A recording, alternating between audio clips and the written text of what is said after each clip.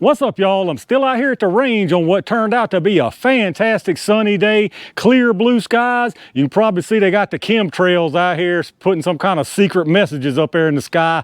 I don't know what that's all about, but we're going to be on the lookout. I've done some really good testing so far, and this one right here is going to be something interesting that was requested. It's a little 32 versus 32 battle. Of course, the jelly contraption's set up ready to go with the chronos and 2 blocks of gel. Now, this far block is totally full of tracks. And I had a few sneak in much further than I wanted them to, but I don't think I'm gonna have any problem getting this one here done. Even if they don't act right, they're probably not going into the second block. As always, I've got a heavy clothing barrier on the gel with a layer of denim, fleece, and 2 layers of cotton t-shirt. And what we got here is something I've been wanting to do some more testing of, and just happened to get a request for this in one of my recent videos. It's some 32 Hornady Critical Defense. We got the 32 H&R Magnum against the 32 ACP. So H&R Magnum, it's an 80 grain FTX projectile. You can see there, nice nickel plated case. This is still when they was doing the nickel plating back from the old days. So FTX projectile in it there.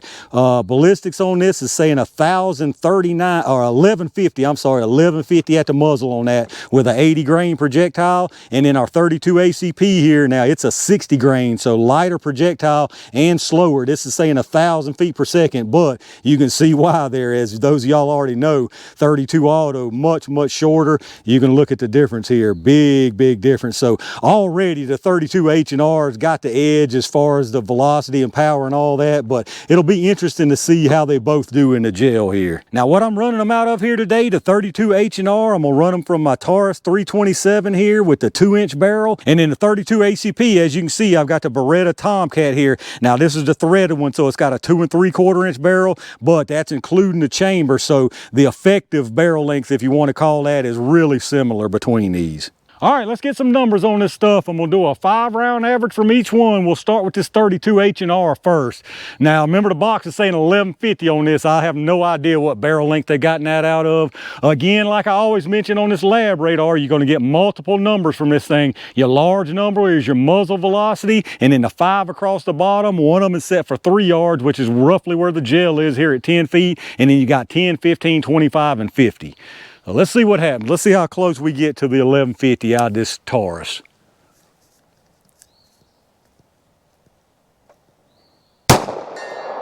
Whew, that was 75 yards. 984. 972. 1001. 989.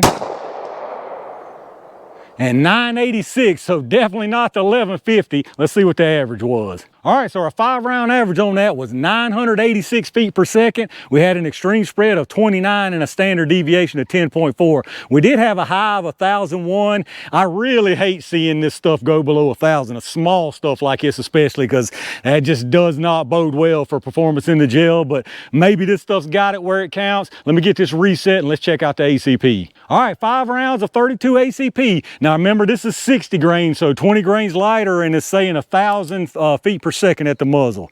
Let's see what we get here, y'all.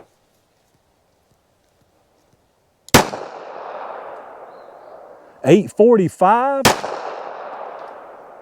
864, 902, 864.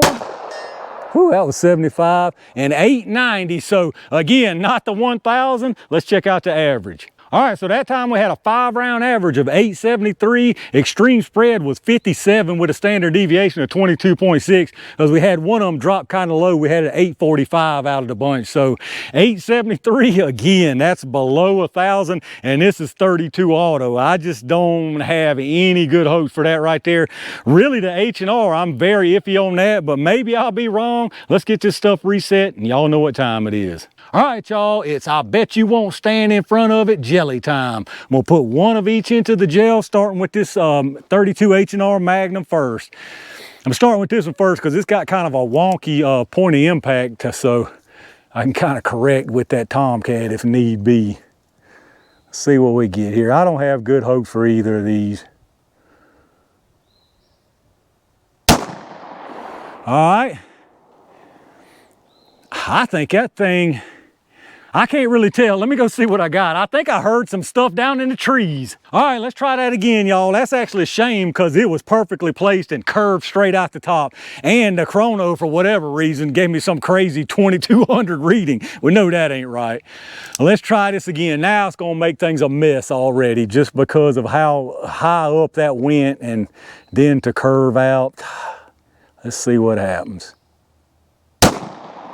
All right, I think that should be good. Let me go see what we got. Here we go, y'all. The last test of the day, of course, is gonna act up. I tried to go above that and did, but it's curving up for whatever reason. I don't know why these things are wanting to curve up so bad. And it's not giving me correct readings. Let's try it one more time here.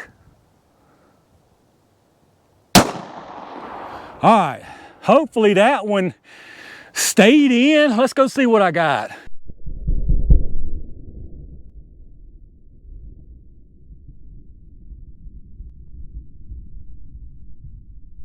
All right, y'all, that one there curved too, but luckily it curved down instead of up, so we caught the projectile. Unfortunately, we still didn't get a reading on this optical chrono. I don't know what's going on. It was acting up on the last test on that 45 at the end too. It may be the weird sun. I've got my lights on. I don't know what's. I've got the 3 yards from the radar.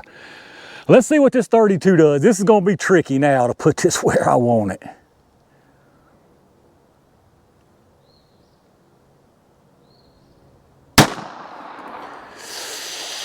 That went awful low. Let me go see if we kept that.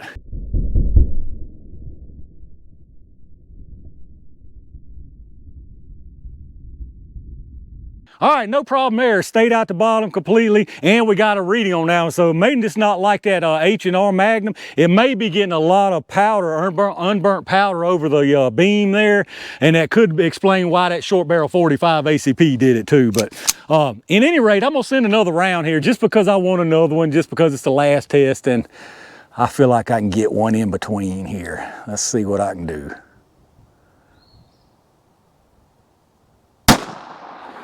All right, that should have been a good one. I probably done messed up the other tracks. Let's go see what we got.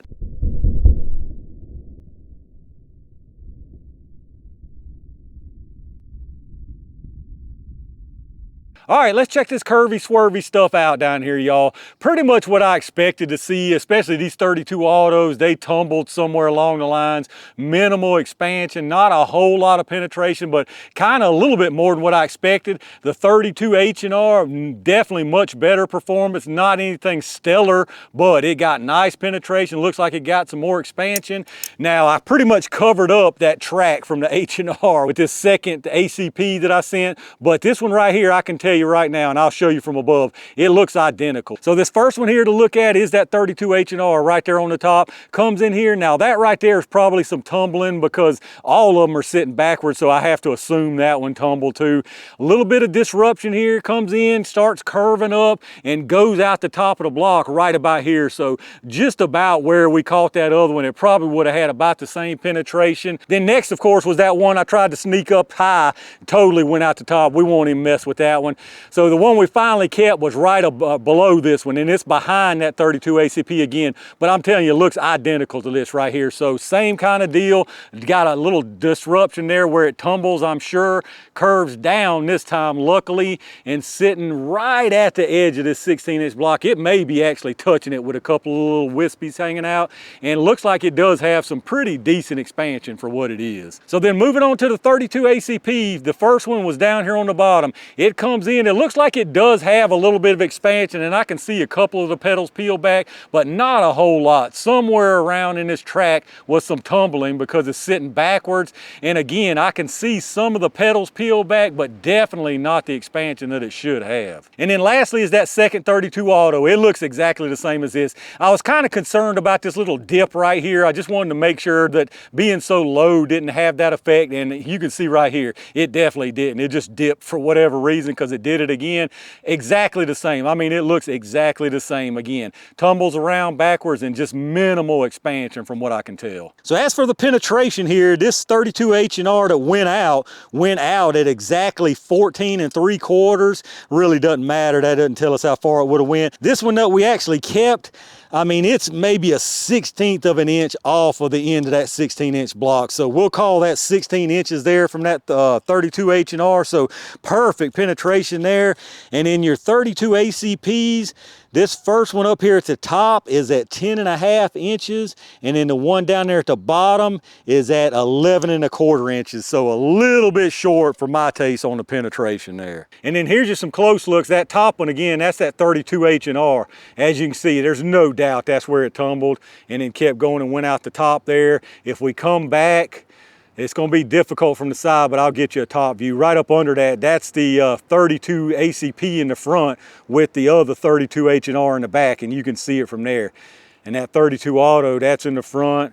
There's the projectile, and then if we go down to the bottom, same kind of deal, same look from that 32 Auto there. And then from the top here, you can see what I mean. Now the very top one, that's that one that was a complete loss.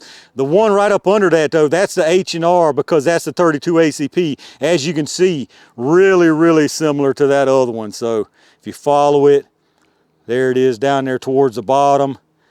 Stops right at the edge of the block, and I've done lost those ACPs, but I think you can see them down there on the bottom. All right, let's check out these projectiles. Pretty much what you would expect to see. This one here, obviously, that's the 32 H&R Mag. Nice expansion on that, probably about all you can expect to see, especially from the shorter barrel like that. So nice performance there.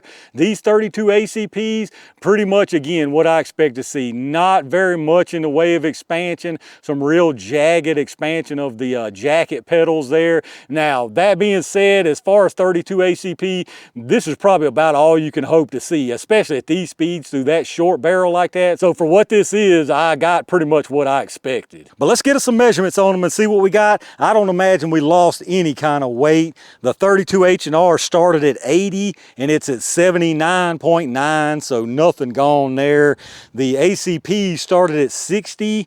That one is 59.6, and this other one here is 59.8, so I would say nothing lost on any of those. And then for the sizes, I think I'll do a diameter and a length on these small ones like this. You got 373 with a length of 426. The 32 ACPs here, you got 343 and a length of 441, and then 335 with a length of 443. And there you go, y'all, the Hornady Critical Defense in 32 H&R Magnum and 32 ACP. Again, pretty much what I expected to see out of both of these. This 32 H&R Magnum, nice performance out of this. For 32 H&R Magnum, that's about all you're going to expect to squeeze out of it until you go to some boutique type stuff. But as far as off the shelf, this is about what you can expect to see. So nice performance there. The 32 Auto, on the other hand, I mean, that's probably all you can expect to see, but that's not what I would call nice performance by any means. If I was carrying a 32 Auto, I would probably just go with an FMJ or something hard cast, because you're going to get the same kind of effect, some tumbling action going on, and probably get a little bit more penetration. So none of this is something I would plan on carrying, but I can tell you for a fact, it's definitely not something I'm going to stand in front of. All right, y'all, that's a wrap for a pretty interesting small caliber showdown. But as for these two in particular, they did what they needed to do if you do your job exceptionally well. The 32 H&R Magnum obviously had a little more energy, definitely more penetration, more expansion, more of everything really. So